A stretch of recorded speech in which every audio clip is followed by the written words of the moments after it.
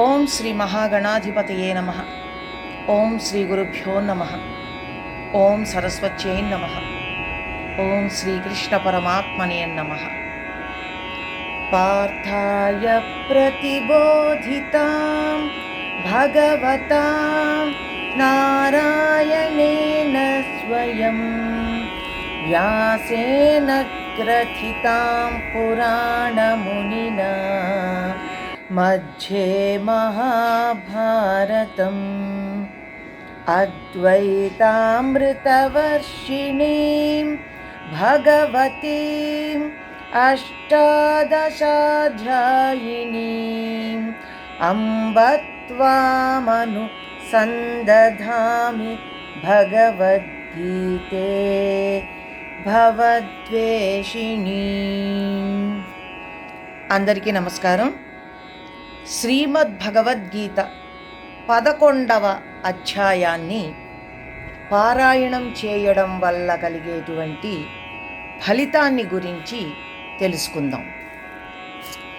పూర్వం ఒక రాక్షసుని దురాగతాలకి తట్టుకోలేక ఒక గ్రామంలో ఉండేటువంటి గ్రామాధికారులు అతనితో ఒక ఒప్పందానికి వచ్చారు.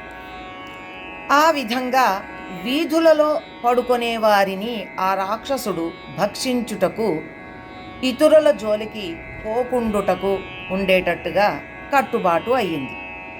ఈ విషయము తెలియని వారు అనేక మంది ఆ రాక్షసునికి బలి కాసాగారు. ఈ విధంగా ఉండగా సునందుడు అనేవాడు కొందరితో కలిసి యాత్రలు చేయుచు రాత్రికి ఆ గ్రామం చేరి అక్కడ విశ్రమించాడు. అర్ధరాత్రి వేళ వచ్చిన రాక్షసుడు ఒక్క సునందుని తప్ప తక్కిన వారిని అందరినీ తిని వెళ్ళిపోయాడు. మరునాడు గ్రామాధికారులు ఆ వీధిలో పడుకొని బ్రతికి ఉన్న సునందుని చూచి ఆశ్చర్యపడి అతనిని సాగనంపిన పిదప రాక్షసుని దగ్గరికి వెళ్ళి కారణం అడుగగా వాడు ఎవడో గీత 11వ అధ్యాయాన్ని నిత్యము పారాయణ చేయుచుండును కాబోలు, కావున వాని జోలికి వెళ్ళే శక్తి తనకు లేకపోయింది అన్నాడు ఆ రాక్షసుడు. అంతే, గ్రామాధికారులు ప్రజలందరి చేత భగవద్గీత 11వ అధ్యాయాన్ని పారాయణ చేయించగా క్రమక్రమంగా ఆ రాక్షసుడు తన బలగముతో సహా ఊరు వదిలి పారిపోయాడు.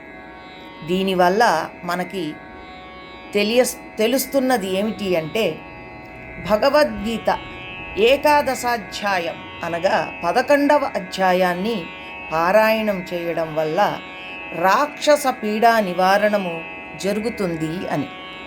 ఓం శ్రీకృష్ణార్పణమస్తు.